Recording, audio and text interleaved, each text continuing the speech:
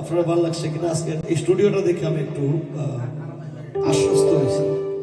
আশ্বস্ত কেন হয়েছি একটু ইকোটা হবো না, কারণ লন্ডন আমি এই নিয়ে 12 বার আইছি।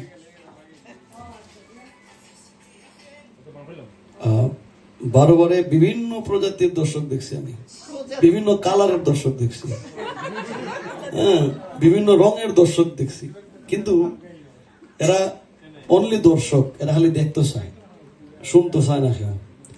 তো আমি থ্যাংক ইউ আপনারা, যে আমরা শিল্পীরা যখন গান গাই পাবলিকের হাততালিটা আমরা খুব বেশি কামনা করি, আশা করি, বাট এই পাবলিকের হাততালিটি কিন্তু একটা শিল্পী ধ্বংস করে। যখন হাততালি পাইলে অল্প বয়সে তখন মনে হয় যেন আমি সব পাইলিছি, আর লাগতো না কোনটা, শিখার আগ্রহটা জায়গি।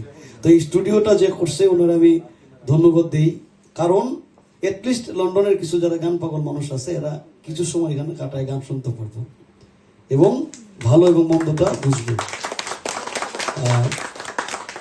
আমি ধন্যবাদ জানাই আপনারা যারা ভালো গান শুনেন, ভালো শ্রোতা।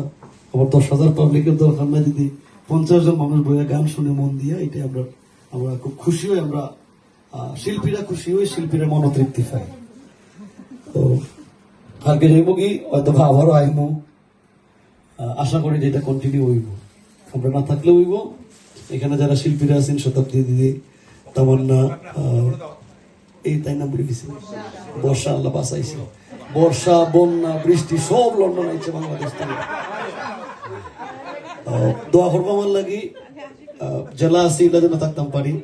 আর যেহেতু আমার মেইন টার্গেটই আছে সিলেটি গান, আমি জীবনে বহু গান শুনছি, বহু গান মুখস্থ করছি, বাট পাবলিকের সামনে আমি সবসময় আই আমার লোকগান লইয়া।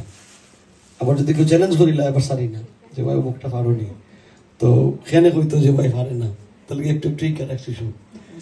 তো সিলেটি গান নিয়ে আমার যে টার্গেটটা আছে, যে সারা পৃথিবীর মানুষ আমার সিলেটি গান শুনলে, সুর শুনলে যেন বুঝে যে এটা আমরা সিলেটি গান। এখন আশ্চর্যই বা যখন আমার রাজশাহী, চিটাগাং, কক্সবাজার মানুষ এখন ডাকে অনলি ফর সিলেটি গানের লাগি, এরা কথা বুঝে না, তারপরে আশিক ভাই গানটা গাইছি।